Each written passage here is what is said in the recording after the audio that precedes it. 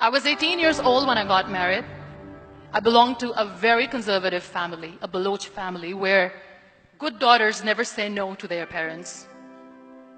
My father wanted me to get married, and all I said was, if that makes you happy, I'll say yes. And of course, it was never a happy marriage. Just about after 2 years of getting married, about 9 years ago, I met a car accident. Somehow my husband fell asleep and the car fell in the ditch. He managed to jump out, saved himself. I'm happy for him. But I stayed inside the car and I sustained a lot of injuries. The list is a bit long. Radius ulna of my right arm were fractured. The wrist was fractured. Shoulder bone and collarbone were fractured.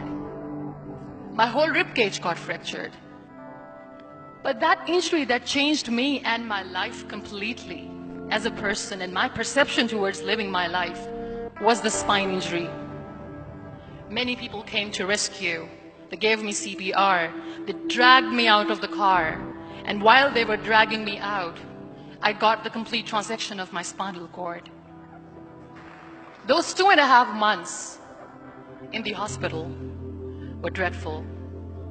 I was at the verge of despair. One day, doctor came to me and he said, well, I heard that you wanted to be an artist, but you ended up being a housewife. I have a bad news for you.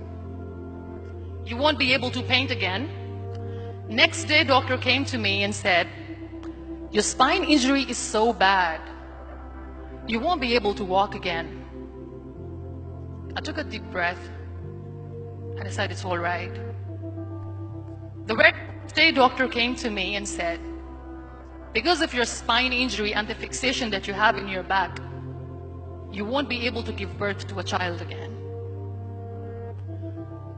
That day, I was devastated. And that is where I started to question my existence. Why am I even alive? What's the point of living?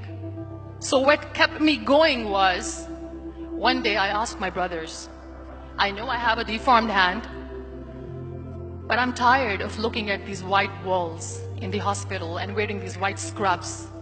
I'm getting tired of this. I want to add more colors to my life. I want to do something. Bring me some colors. Bring me some small canvas. I want to paint. So the very first painting I made was on my deathbed, where I painted for the very first time. What an amazing therapy it was. Without uttering a single word, I could paint my heart out. I could share my story. People used to come and say, what lovely painting, so much color. Nobody could see the grief in it. Only I could. And that day I decided that I'm going to live life for myself. I am not going to be that perfect person for someone. I am just going to take this moment and I will make it perfect for myself. That day I decided that I'm going to fight my fears. So I wrote down one by one all those fears. And I decided that I'm going to overcome these fears one at a time. You know what was my biggest fear? Divorce. But the day I decided that this is nothing but my fear, I liberated myself by setting him free. And I made myself emotionally so strong that the day I got the news that he's getting married, I sent him a text that I'm so happy for you and I wish you all the best. And he knows that I pray for him today.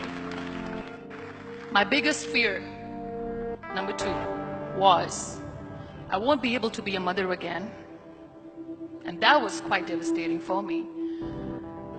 But then I realized there are so many children in the world, all they want is acceptance. So there is no point of crying, just go and adopt one. And that's what I did. I gave my name in different organizations, different orphanages. 2 years later, I got this call from a very small city in Pakistan. I got a call and they said, are you Muniba Mazari? There is a baby boy and would you like to adopt? And when I say yes, I could literally feel the labor pain. I said, yes, yes, I am going to adopt him. I am coming to take him home. And that day, I was 2 days old, and today he's 6.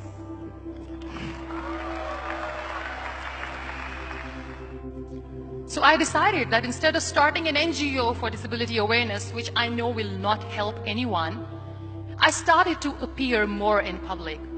I started to paint. I have done a lot of modeling campaigns, different campaigns for brands like Tony and Guy.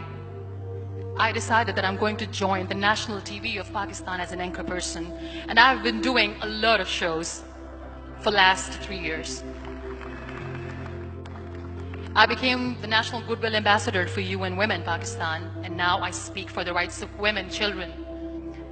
I was featured in BBC 100 Women for 2015. I'm one of the Forbes 30 under 30 for 2016. So when you accept yourself the way you are, the world recognizes you. It all starts from within. We have this amazing fantasy about life. This is how things should work. If that doesn't happen, we give up. So my dear friends, let me tell you one thing. I never wanted to be on the wheelchair. Never thought of being on the wheelchair.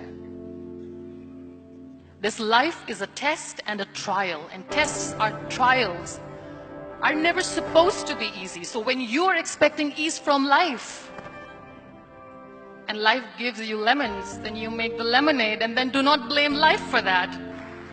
It is okay to be scared. It is okay to cry.